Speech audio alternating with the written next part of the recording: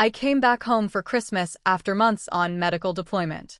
The dry air of the house still carried the faint scent of stale potpourri and old secrets. I found my daughter and gently asked, "Was the $1,400 I sent each month enough?" She looked up, puzzled, a frown creasing her brow. "What money?"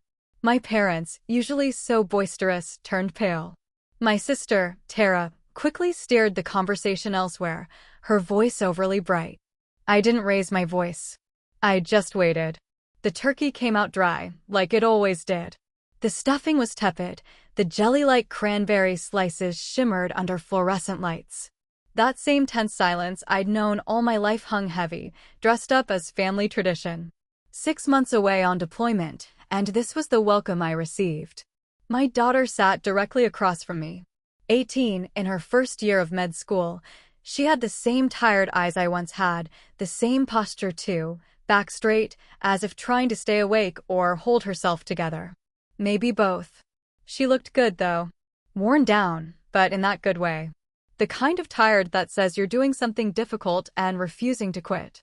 At some point, I repeated the question, making the figure more precise. Was the $400 I sent each month enough? She blinked, slow and deliberate. What money? The money you sent while you were gone. She tilted her head just a bit. What money? The $400. I send it to you every month. Her fork paused midair, then slipped from her hand, not in any dramatic fashion, but just enough to make a small clink on the plate. Across the table, my mom flinched like someone had flipped on a harsh light. My dad shifted in his chair, suddenly uncomfortable.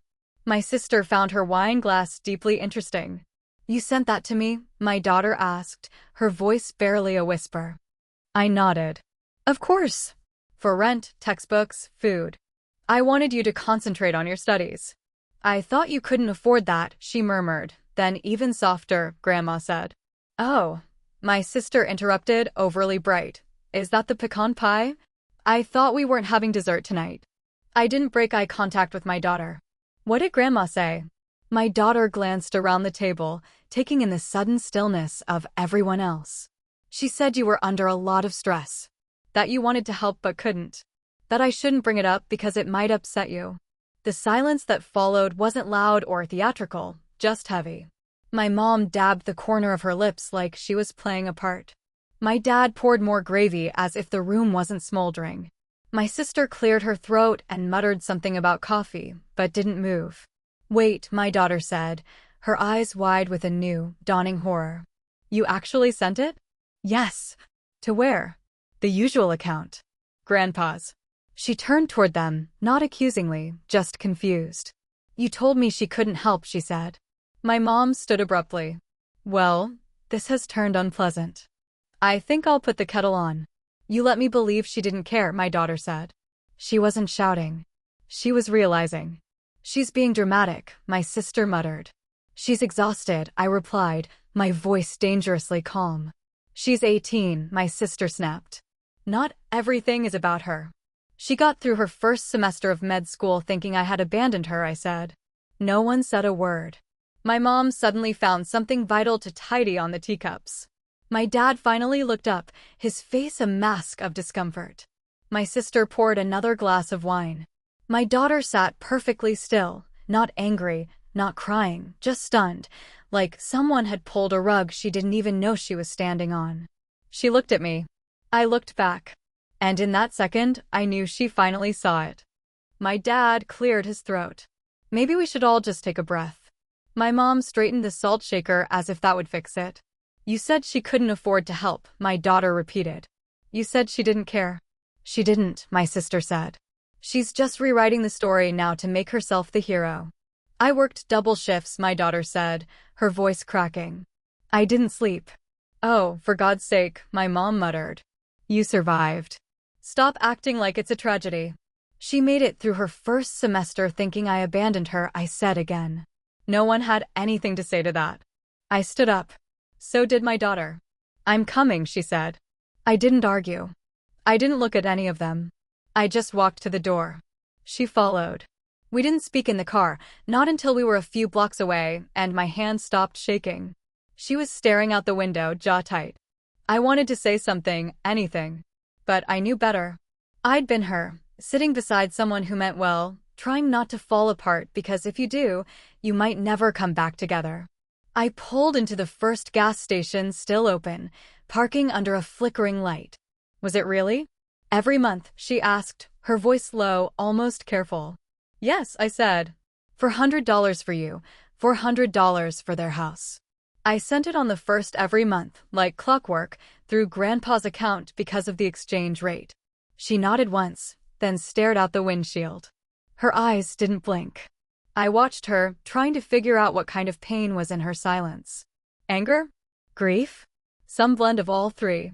You thought I didn't want to help, I said quietly. She didn't answer. I almost reached for her hand, but stopped. She wasn't ready for comfort. Not that kind. Instead, I sat there and let the truth settle around us. I thought I didn't matter, she whispered, her voice fragile. Like maybe you were finally free and didn't want to come back. I closed my eyes. No, I said. Never. We sat there a while longer.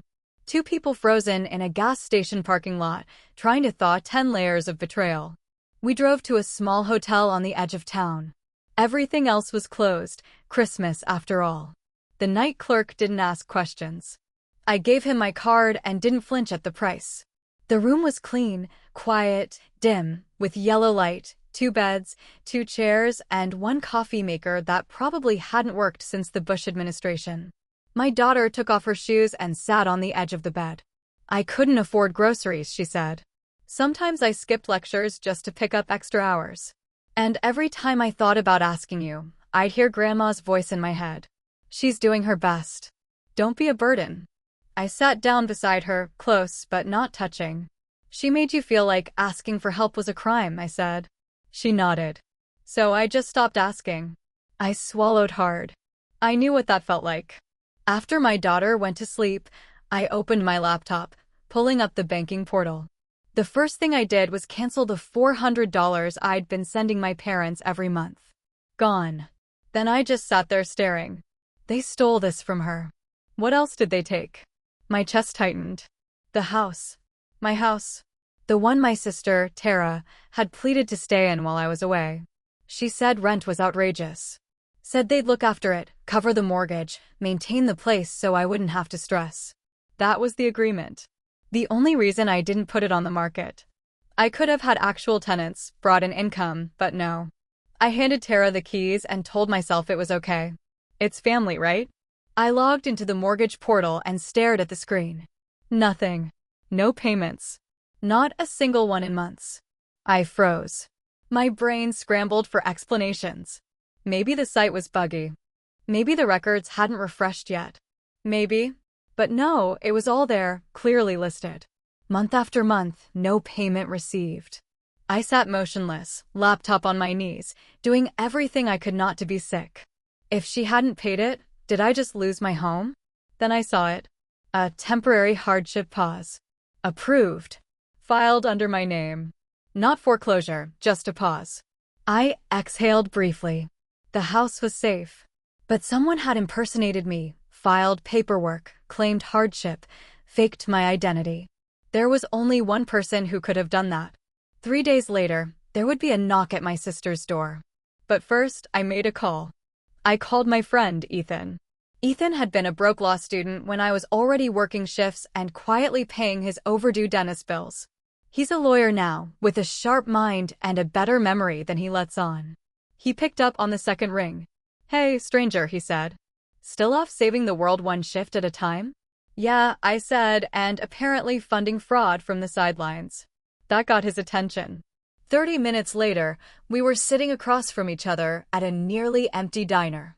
Ethan in a hoodie and a coat that didn't match, me in jeans and the same jacket I'd been wearing since the airport. I didn't even bother with coffee.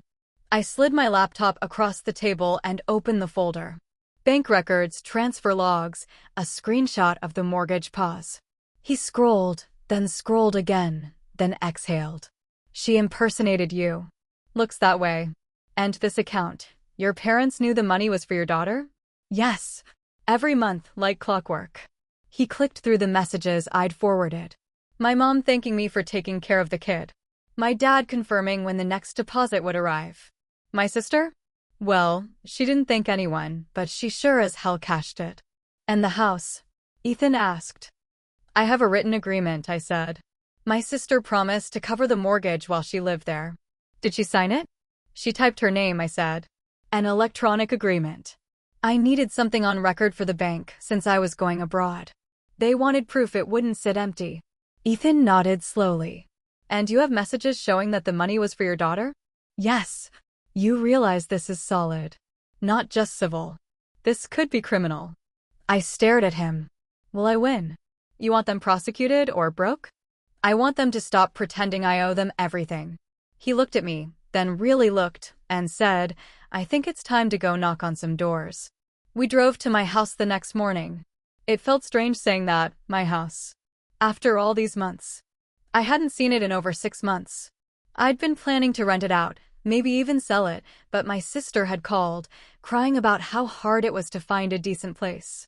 So I'd offered her mine, a roof over her head in exchange for covering the mortgage, just like any tenant would.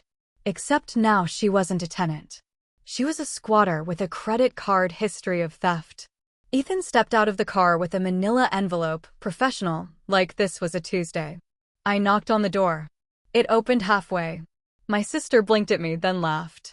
Well, look who finally came home. I brought you something, I said. She took the envelope, opened it. Eviction notice, she read, then scoffed. Oh, honey, that's cute. Ethan smiled, a legal, binding smile. Effective in 30 days. She rolled her eyes. Yeah, don't worry. I'm moving out anyway.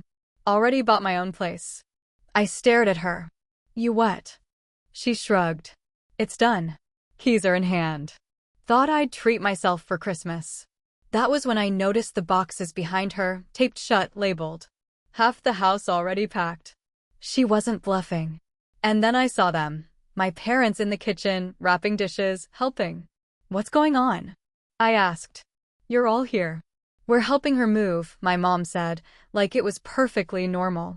I'm sorry, how did she buy a house? With money, my sister said, a smirk playing on her lips. You remember what that is, right? I stepped inside. Boxes, Tupperware, framed pictures. Where did the deposit come from? I asked, my voice dangerously low. My sister grinned. From not wasting cash on rent. Ethan raised an eyebrow. She means the mortgage she was supposed to pay. Tomato, she said. I turned to my parents. And you're fine with this? My dad crossed his arms. She needed a home. You weren't using it. I wasn't using it because I was working myself to the bone overseas, I snapped, to support my daughter. And you? You enabled this theft. Oh, please, my mom said. You act like we forced you. We needed it more. Your daughter was fine, my sister said flatly. She was working 2 jobs, living on cereal.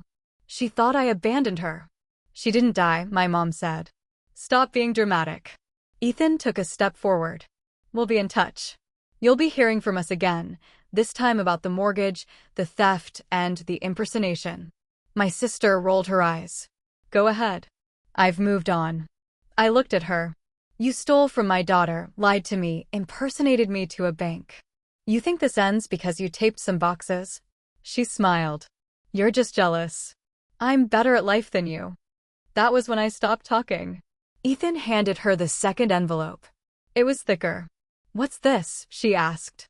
A formal demand, he said.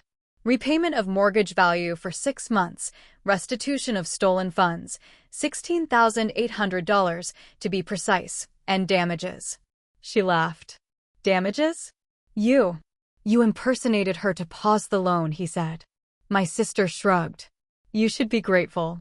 I paused the payments for you so it didn't go into foreclosure. You act like I trashed the place.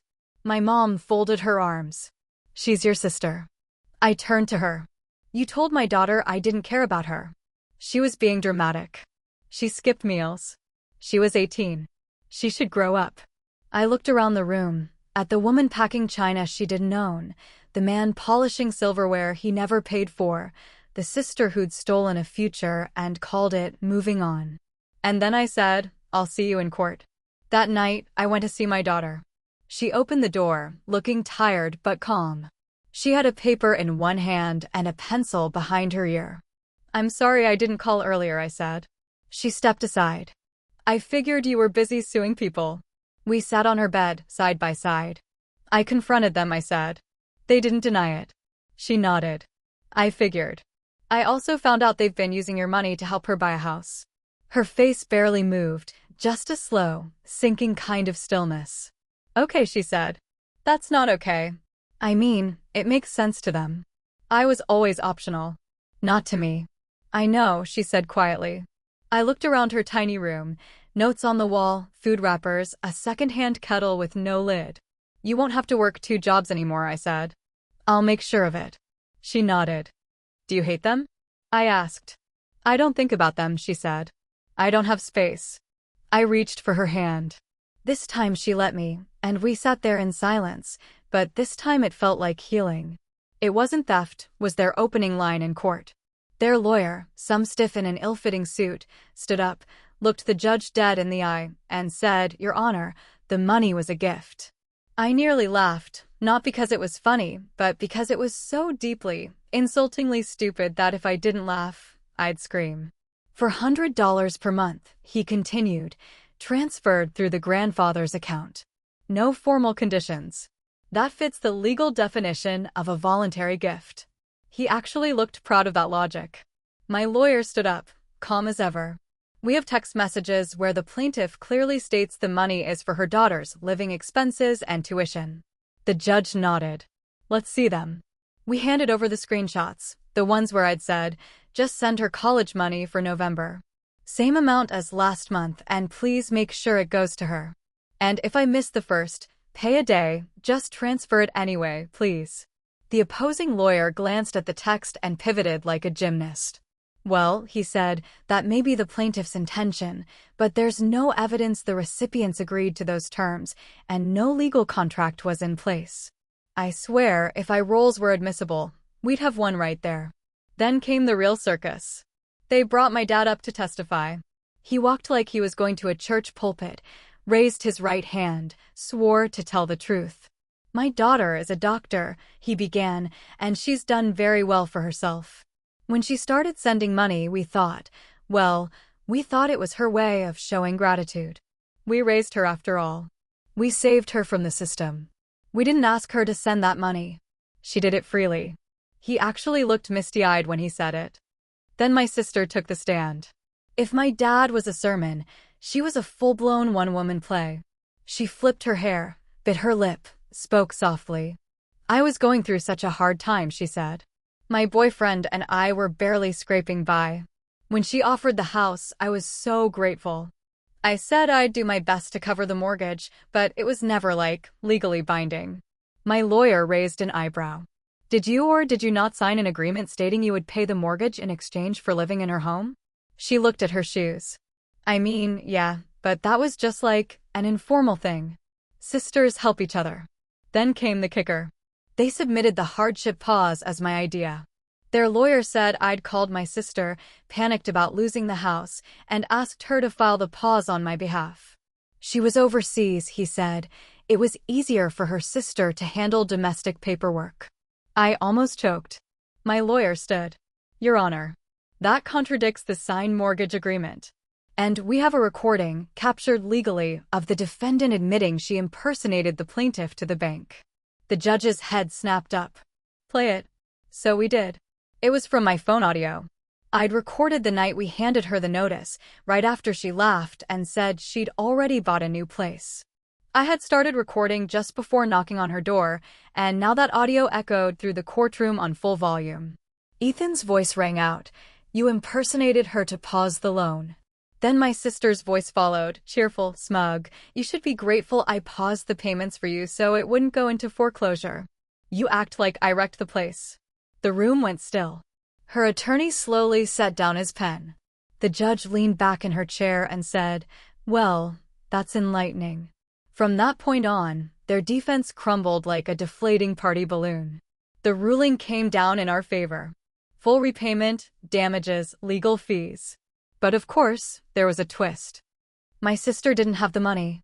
She had spent it, all of it, on the down payment for the house she had just purchased, a house she now legally owned, but couldn't actually afford. She pleaded for a payment plan, cried in the hallway, said she'd go bankrupt, claimed it wasn't fair. The judge didn't flinch. 2 weeks later, after missing the court-ordered deadline to pay damages, the judge authorized a property transfer. The house she'd bought, the one she flaunted, was now mine. Her share of the equity lined up almost exactly with what she owed. It didn't happen overnight, but when it did, it felt right. And just like that, the house she'd acquired with stolen funds became mine. The following day, I contacted my rental agent. 2 properties, 2 tenants, 2 steady income streams. Then I called my daughter. She didn't say, "I told you so." She simply said, "So we won." I replied, "We did." "I quit my second job," she told me. I smiled. "Good. You deserve sleep again." She hesitated. "Would you mind if I kept the barista job, just like once a week? I kind of enjoy it." "Of course," I said. "Whatever brings you peace." I returned to deployment for another 6 months. Not because I had no choice, but because I wanted a cushion. A bit of financial breathing room before I came home for good. Everything had changed. The rental income went straight to her, covering her housing, groceries, and textbooks. For the first time in a long while, she wasn't merely scraping by. And neither was I. We video called every Sunday. She'd show me her class notes, her stethoscope, her dorm, clean, calm, and fully hers. Sometimes she'd say, "It's strange how much easier school feels now." And I'd nod, because I got it. When you've been drowning for years, simply breathing feels extravagant. 6 months later, I flew home. We embraced in the airport parking lot. No speeches, no tears, just warmth. There was a spark in her again. Her eyes had life. We found a cozy apartment near her campus. I didn't move in with her, God forbid, but we had dinner weekly, sometimes more. We talked about the future, her goals, medical school, what she might specialize in. We even talked about family or the absence of it. "I blocked Grandma," she said one night while stirring pasta. "And Grandpa and Aunt Tara." "Good," I told her. "I don't feel guilty." "You shouldn't." We tapped forks like they were champagne glasses. The house they tried to steal, now it was paying for her dreams. As for me, I don't miss them. Not their birthdays, not their guilt trips, not their silence. Either way, breathing becomes easier afterward. And for the first time in years, I can breathe fully. And so, the echo of betrayal finally faded into the hum of a life reclaimed. Did I go too far or not nearly far enough? Some people say family is everything, but what is family truly, if it turns its back on your own child, if it builds its comfort on the back of your sacrifice and your daughter's struggle? This tale, like many, leaves a lingering question in its wake. We faced a choice that Christmas, and the path we took forever changed our story. I'd truly love to hear your thoughts. Let me know in the comments. If this echo tale resonated with you, if it left a mark, please hit that subscribe button and tap the bell so you won't miss what comes next. Until then, remember that even in the quietest moments, the echoes of the past can reveal the truest path forward.